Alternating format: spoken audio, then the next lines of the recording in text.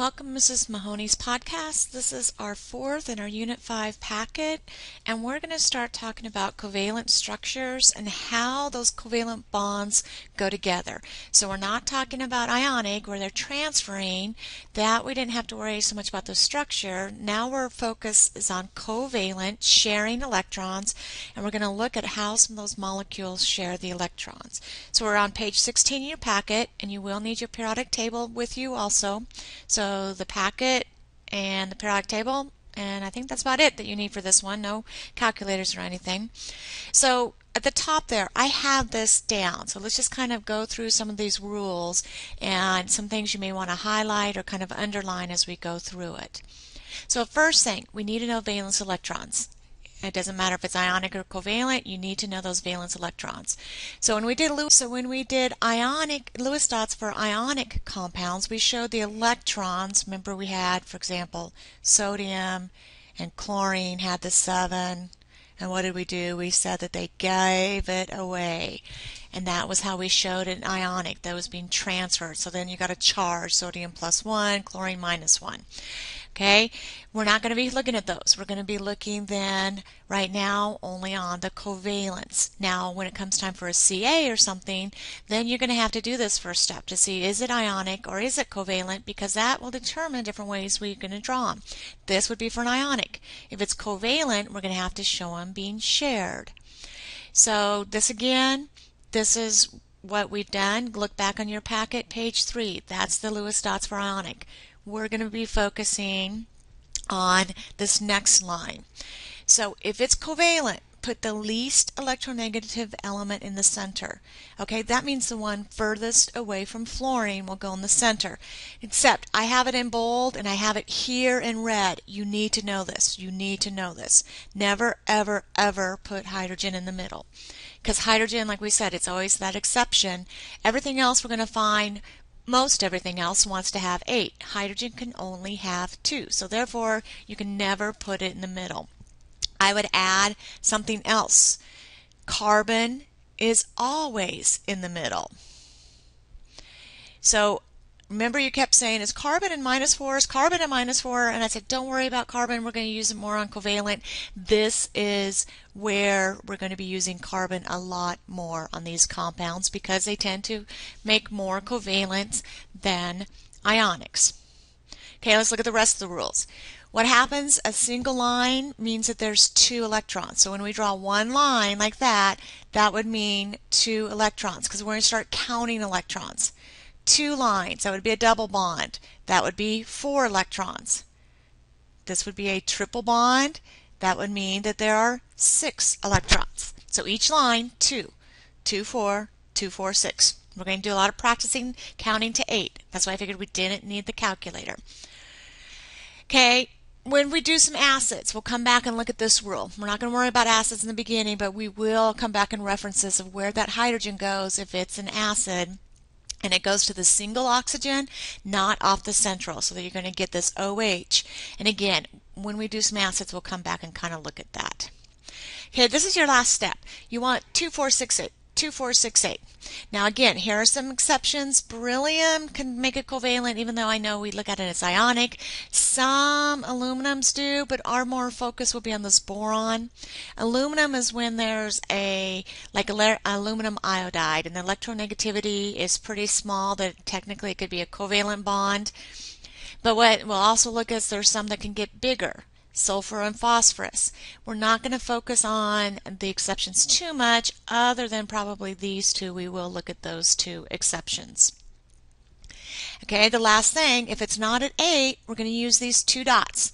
These 2 dots are showing 2 electrons. These are called unpaired electrons. A line would be called a paired electrons, or some different words. They've been called unshared. Okay, I have that. They're also called unpaired electrons. I've also seen them called non-bonded electrons, all meaning the same thing. So just need to recognize they're talking about electrons that are not being shared between 2 different compounds. So let's just do some examples of how this would look. So I have a compound between carbon and hydrogen. Well, we said hydrogen never goes in the middle, carbon always goes in the middle. So if we're drawing a Lewis dot of what's happening, carbon's in the middle, it has 4 valence electrons. This is saying there's 4 hydrogens. Well, if I look at it, each hydrogen only has 1 valence electron. So what happens, these guys are going to share and form a bond. Same thing, they're going to share and form a bond. It has 1 electron. And this is my Lewis dot. And if you count, so now these electrons are being shared between 2 of them. So hydrogen's happy with 2, 2, 2, 2. That's what hydrogen needs to be happy.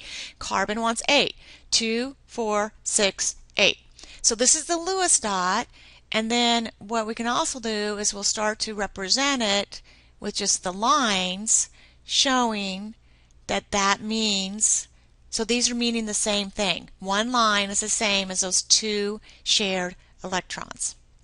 Okay, let's look at oxygen. What does it have? Well, it has 1, 2, 3, 4, 5, 6. How many does it need? 2. Oxygen's going in the middle because hydrogen never goes in the middle. Each hydrogen wants 1. So what does it have? This is its 2 shared pairs. And look at these 2 dots. When we count up with oxygen, there still has to be the 8 electrons. So we have 2, 4, 6, 8. Each hydrogen has 2, and it's good. Again, how we'll start to write this down the line, you can represent those bonded with the dots, but we can't lose these dots. This is when we start having quizzes on this. I get picky. Yes, you need to have those dots. They need to be pairs. They need to be shown drawn together. Okay, let's look at ammonia, NH3. Again, nitrogen's going in the middle. What does it have? It has 5, 2, 3, 4, 5. Each hydrogen wants 1. So there's going to be a bond there. There's going to be a bond there. There's going to be a bond there. So nitrogen has 2, 4, 6, 8. Each hydrogen 2, 2, 2. Everybody's full, satisfied. This is why it has this forms to be stable. So if we look at this, there's 3 bonded pairs and 1 unbonded pair, or 3 shared pairs, 1 unshared pair. And when we start looking at shapes, these unshared pairs are really important, so we can't take shortcuts and not put them on. So I'm going to go to your packet and kind of look at some of the things that can be happening. They can share more than 1. And so typically, if you look at right here, typically there's the most commons you're going to see between carbon. If I have carbon, oxygen, nitrogen, and sulfur. They happen in other compounds, but again, these are the ones you typically see. They can show more than 1.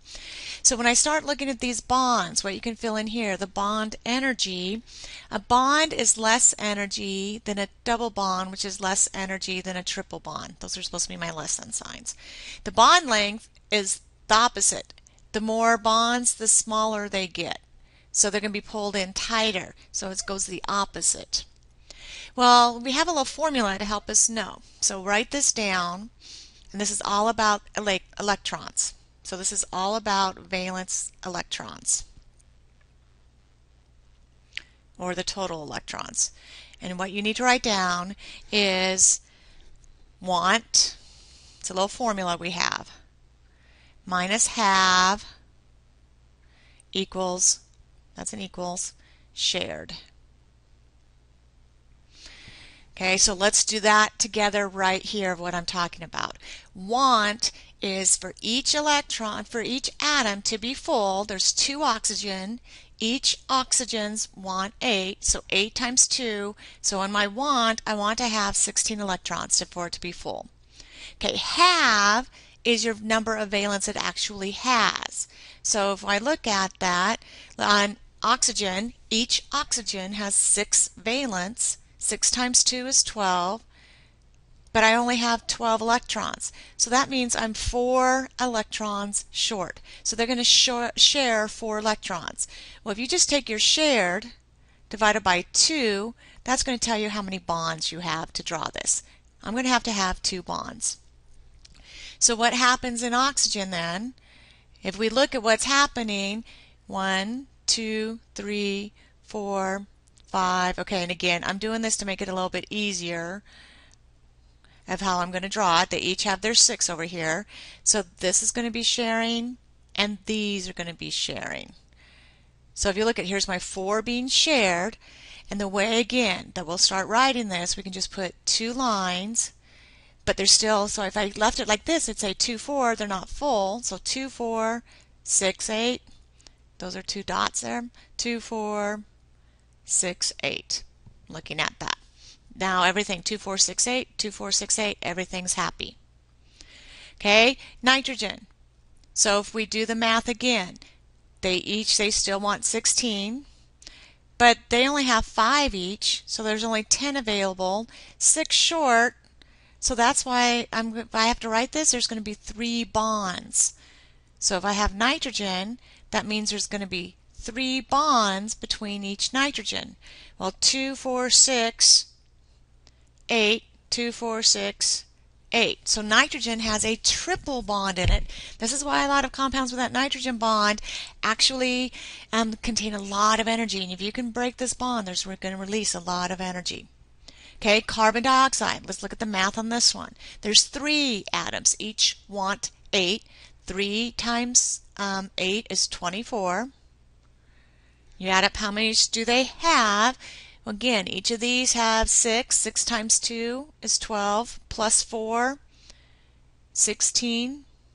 So I'm 8 short, divided by 2. So when I write this, it's going to have 4 bonds. So carbon always goes in the middle. And think of things being balanced. So I'll put an oxygen on each side, but I still have 4 bonds. So everything when you're drawing this wants to be balanced out. And so then 2, 4, 6, 8, carbon's good. 2, 4, 6, 8. 2, 4, 6, 8. It's good. Again, we could have figured this out looking at the Lewis dot. Just another way to look at it. Because if I have carbon with 1, 2, 3, 4, each oxygen, 1, 2, 3, 4, 5, let's put 6 over here. And then this one I could do 1, 2, 3, 4, 5, 6. So what happens? They share here, they're going to share here, they're sharing here, and they're sharing here. It gets messier doing like that, but that's exactly what's happening.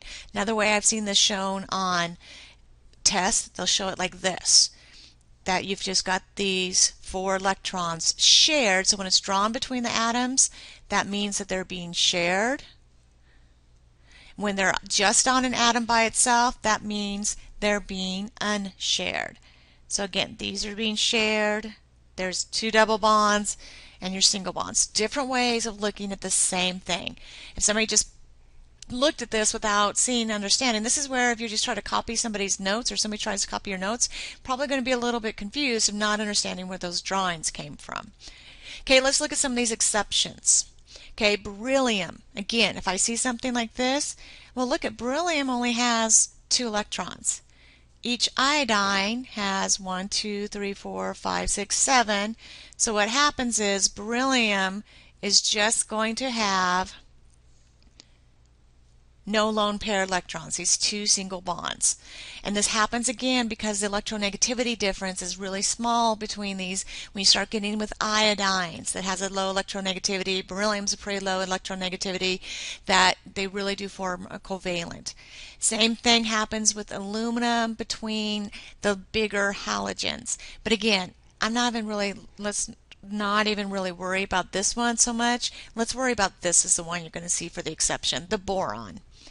And if you look at boron, it only has 3 valence electrons. So therefore, if we draw all 7 for chlorine, 1, 2, 3, 4, 5, 6, 7, chlorine, 1, 2, 3, 4, 5, 6, 7. That's why there's only 3 bonds. So when I'm doing the math, you would have to be careful if there's boron, because boron doesn't want to have 8. Boron is an exception and only wants to have 6 electrons or 3 bonds. Okay, there was a couple of additions, and the only time this would happen, is if I'm looking at this and look at it, it has 5 hanging off of the phosphorus. So what does that mean happens? There are 5 atoms of phosphorus off of there. And again, it can happen. It only happens when you see 5 atoms and 1 middle phosphorus. Okay, then we'd have to add our dots. Sometimes when you guys are doing this, it sounds like rifles going on as you start adding all your dots going around fluorine or something. Because yes, I count dots. The dots matter when you're drawing Lewis dots.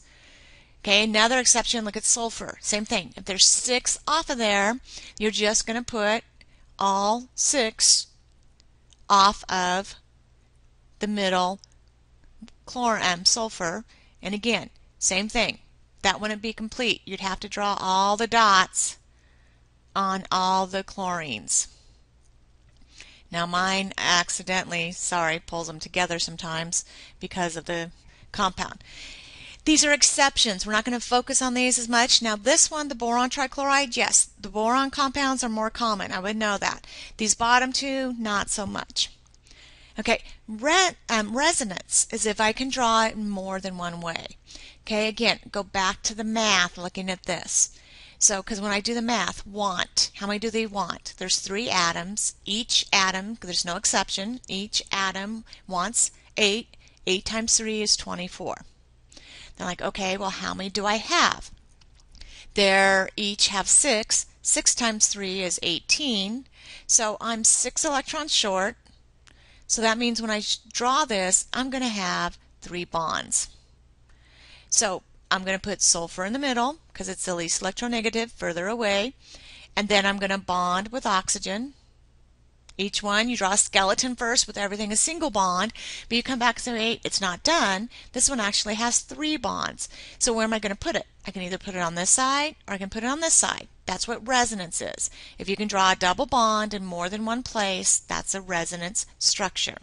So then you have to fill it in with the dots. So 2, 4, 6, 8.